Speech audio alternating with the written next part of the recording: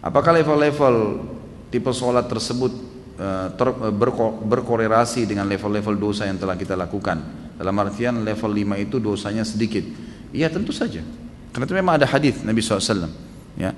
Jadi dosa itu bisa menghambat rezeki dan bisa menghilangkan atau mengurangi konsentrasi kepada Allah SWT. Malasnya kita ibadah justru karena adanya dosa, salah satunya.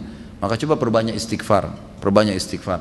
Saya punya pengalaman pribadi, pernah saya belajar waktu saya masih kelas SMA kelas 3 di kota Madinah pada waktu itu tahun 1993.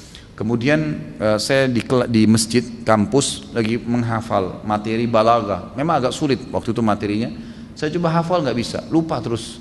Saya juga kalau sholat, gitu kan, sering kadang-kadang nggak konsentrasi, lebih banyak menghayalnya. Subhanallah, ada teman dekat saya, Dr. Muhammad namanya, sekarang baru selesaikan S3-nya doktornya. Adik kandungnya Dr. Sulaiman Rahili, sahabat dekat saya, gitu kan. Maka beliau datang ke saya dan mau mengajar. Waktu itu beliau tingkat 2 kuliah di kuliah hadis, ngajar saya.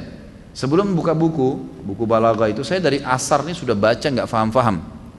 Dari habis duhur malah, pulang dari kelas ujian saya baca sampai menjelang isya belum faham. Habis isya dia datang ajar saya. Terus saya tanya, akhi, apa sih sebenarnya penyebabnya?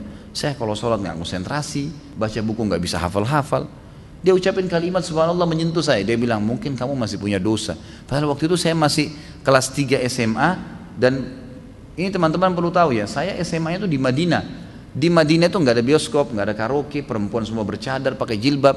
Hiburan kami itu dulu kampus, Masjid Nabawi, gitu kan. Kalaupun kita masuk ke mall, ke pasar-pasar, nggak ada musik, beli kebutuhan, kemudian pulang ke kampus. Nggak ada celah yang kita katakan ada dosa kayak di Indonesia. Orang yang masya Allah SMA-nya di sini luar biasa kemana-mana. Tapi itu saja masih cukup membuat saya tidak bisa khusyuk gitu.